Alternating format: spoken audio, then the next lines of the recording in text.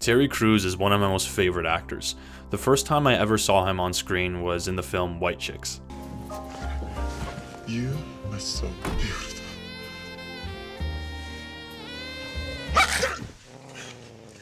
Go away, baby. Hey, how about we listen to a little bit of music?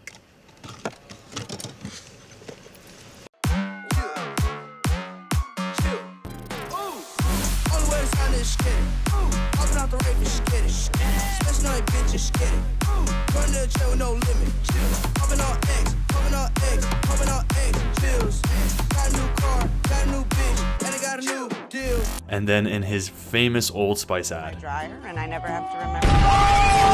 Old Spice body spray makes you smell like power! He has starred in a ton of films, from The Expendables,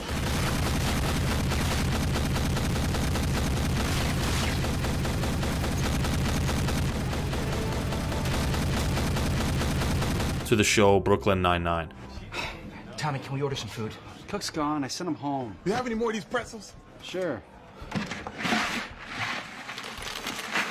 He's famous, jacked, rich, has a perfect smile, funny, charismatic, so lovable. He has it all, doesn't he?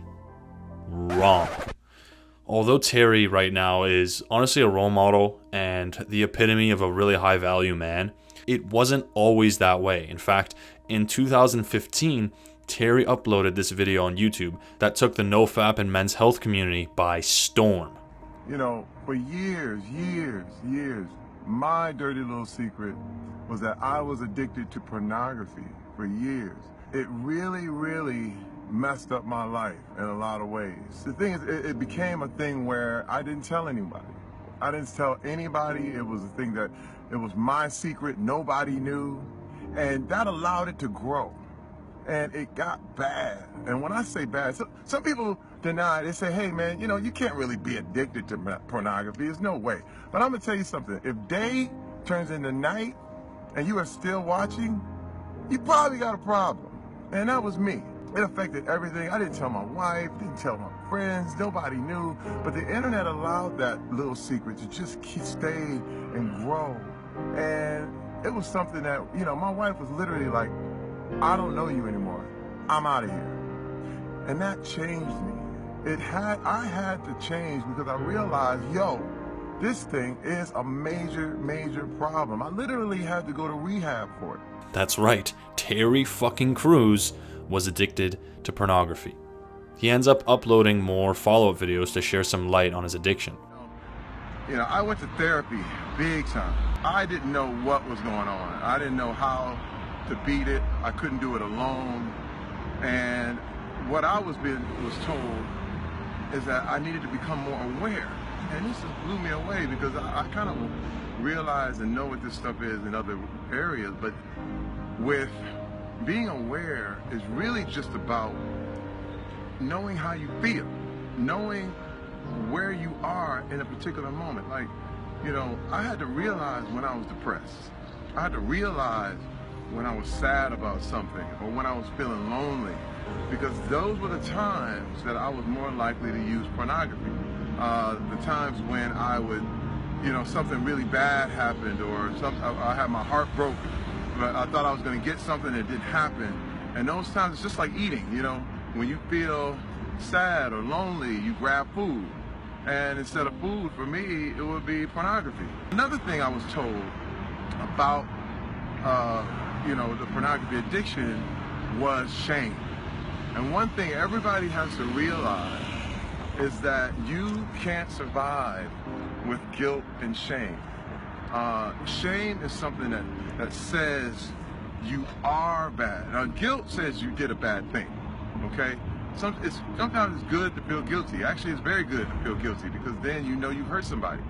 But shame doesn't say you did something bad. Shame says you are bad. And when you think and believe that you are bad, there's no way out.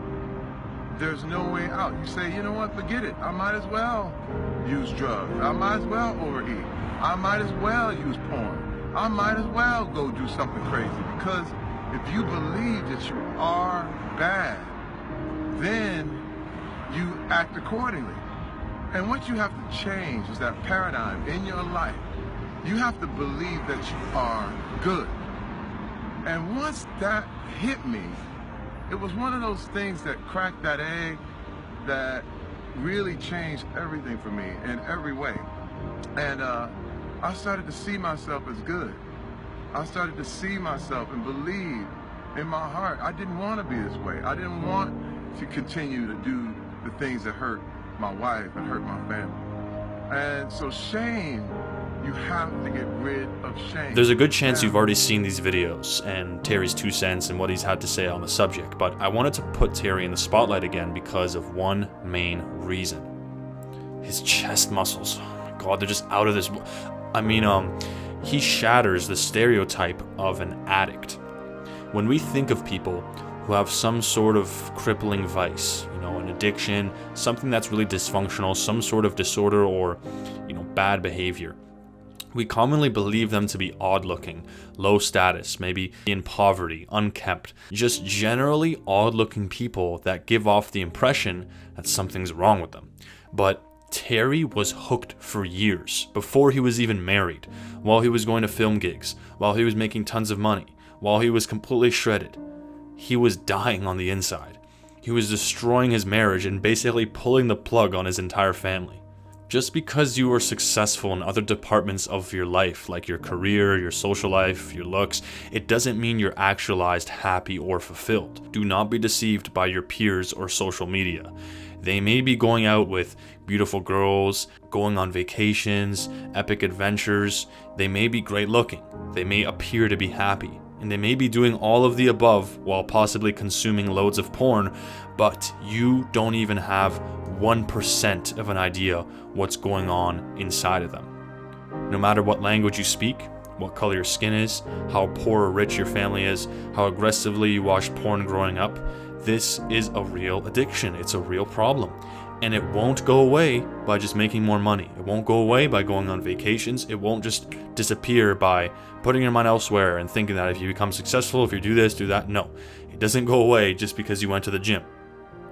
That's like saying an injury will get better if you just start painting. Obviously, that makes no sense. An injury gets better when you bring your awareness to it and genuinely seek out how to fix it and prevent it in the future.